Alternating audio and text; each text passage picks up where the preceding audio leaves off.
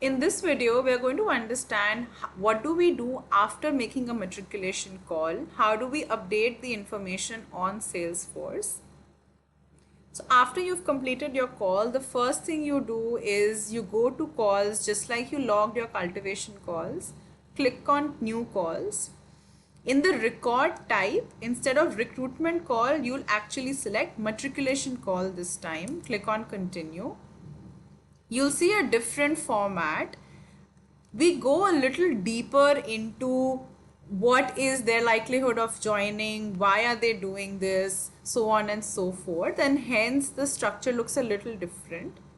You select the date and time based on your conversation. What does it say about their likelihood of accepting the offer, right? And you click on high, medium or low if you think that they are going to accept the offer and join the fellowship. You click on high if you think that they absolutely cannot and there are huge concerns. You click on low, and if they are in the middle and their concerns are resolvable, you click on medium. So you add the likelihood of joining. You can avoid the accept journey for now, but if you do, you can select if they are graduates seeking masters, if they are graduates looking for jobs. This is just for internal record keeping. You can select their motivation. Now I know you can see their primary motivations from their forms, but sometimes people say different things earlier and different things later. So it's good for your analysis. What kind of motivation do they have? If these fields change, you'll come to know. In the details of the conversation, you will use the specific format that has been given to you.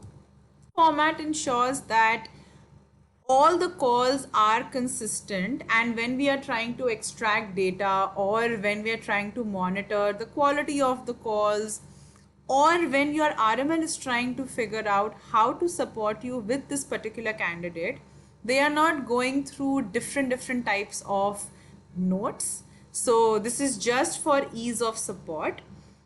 This template is going to be given to you so that it's consistent throughout. At least your first conversations should be using this template for ease of analysis.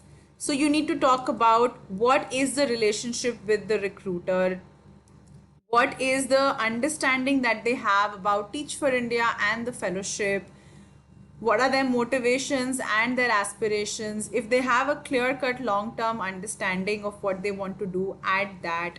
If they have any concerns, anything else that you want to add as additional comments, do add that. The next steps need to be added here on the separate tab. I'll tell you why it's separate in a minute. Once you've added all of this information, click on save. Now the reason we insist on a lot of detail is maybe you will have 100 accepts. At the end of the recruitment matriculation cycle, you might not remember the conversation you had in October, and hence these notes are good ready reckoners.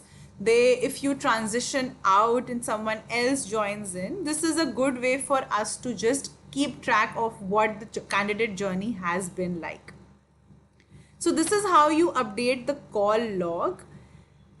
As you do subsequent calls, this template might change, but this would be how you do this.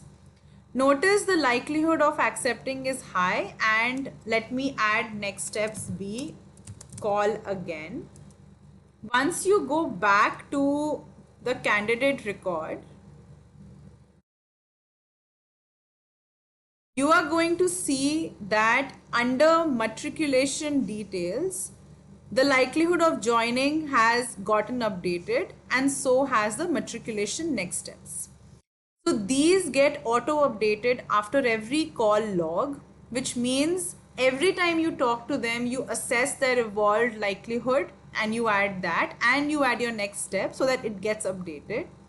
The other thing you have to do after every call is update their matriculation concerns. What are the things that they are concerned about based on this call?